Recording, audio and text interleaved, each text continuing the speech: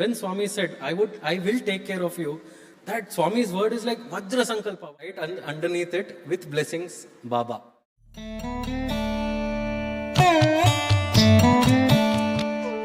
This one time, this was the very hot summer of April 2001. Many of you, we think of Prasanthi Nilayam as the best place to come during most of the time when Swami is there, but definitely not in April and May. It is a very, very hot summer. Swami himself would go over to Brindavan or to Kodaikanal for the sake of devotees. That April, Swami delayed his departure to Brindavan. I remember the date, April 4th, 2001. A very, very hot day. It had crossed beyond 42 degrees. And Swami came out that day in that hot afternoon around 3:34. He came out and stood there, started speaking to Anil Kumar sir. They were speaking many things. Then all of a sudden Swami said, "Oh, today something happened."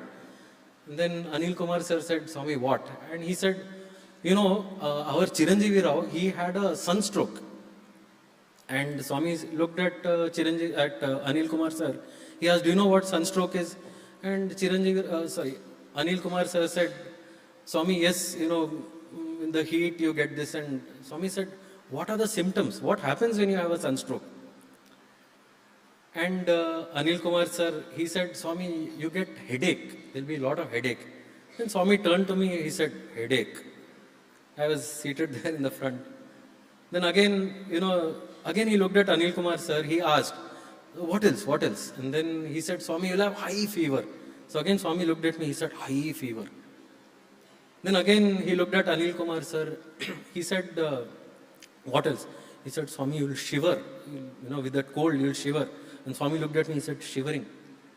I was wondering what is happening. And then Swami, he took one glance towards the lady's side. He looked at me, he said, "Where is your mother?" And then I turned that side, the place where she usually sits was missing. I put two and two together very quickly. I said, "Something is wrong." But Swami didn't say anything, smiled at me and walked away. And you can imagine my tension, the next half an hour bhajans, I don't know how I sat over there. Half my mind was here in Kulwant Hall, half my mind was at home. And as soon as Aarti got over, I ran all the way back home and kept knocking at the door. And the door wouldn't open. And my heart was cold with fear for what was happening. Kept knocking. And after some time, my mother opened the door and she looked very drained, very tired. And I asked her, "Mother, what happened to you?" She said, "This afternoon I went out, to buy some vegetables. And I came back home, when I sat, I had this headache. And then, I had this high fever. And I just lay down in the bed and I started shivering. And I could see there was this, in that summer, she had brought out the quilts, blankets and all. And she had covered. Then I said, "What happened after that?" She said, "I don't know. Suddenly, after some time, around 1 hour later, I felt as if this fever, it is suddenly leaving me."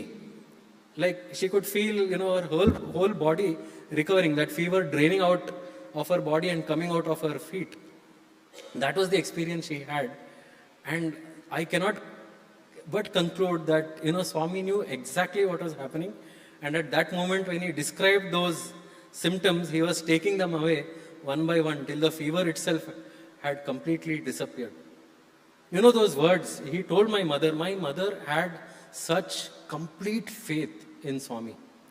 She was like my one guru when it came to how you should approach Swami, how do you worship Swami, because her faith was just unwavering. And I have seen, when this faith and Swami's love, when they come together, that's when those miracles take place. And when Swami said, I will take care of you, that Swami's word is like Vajra Sankalpa. Once it comes out, it has to happen. There is no obstacle that can come in its way. Not even distance. It doesn't need Swami to be physically present over there. And this happened a few weeks after that. I remember that Swami went to Brindavan and my brother and I, we were both students. We both went with Swami to Brindavan, and that year Swami was very gracious. We all got to stay in the hostel in Brindavan, and every single day, Swami would call for Trahi sessions. We would be there in Swami's presence. We were completely enjoying the time over there. And then one day, I get this phone call from my mother. So I take the call. She said, one very interesting thing happened today. I said, what? She said that the packets of Vibhuti that Swami had given, that she had run out of that supply of Swami's Vibhuti. And then she was wondering, what to do, because both her sons are with Swami in Prasanthi Nilayam, in Brindavan. She is staying alone in our small little house there in Prasanthi Nilayam with very, very little chance of contacting us. It was very difficult in those days to reach us over phone. She didn't know what to do. She had, of course, one recourse, which was to pray to Swami. So she prayed, Swami, somehow make sure that I get Vibhuti, because that is the only medicine she was surviving on. She said her prayers in front of Swami's photo. She came, she sat on the bed, and during that entire semester, both my brother and I, we had collected many photos of Bhagwan from the hostel. And that collection, we had given it to our mother. We said to her, in your free time, please put these photos in an album. And among those photos, there was one prized one, which Swami had himself signed with blessings, Baba. So that photo was also there. It was in a cover. And of course, with nothing to do, so many times she has taken out those photos, looked at them, put it back in the cover. She decided that day, okay, let me start putting it in the album. And she starts taking out the photos one by one. Then she removes that one photo which was signed. And as she removes it, that one red colored sachet of Vibhuti, which is exactly the type which Swami would give in the interview room, that one was there, right there on the photo.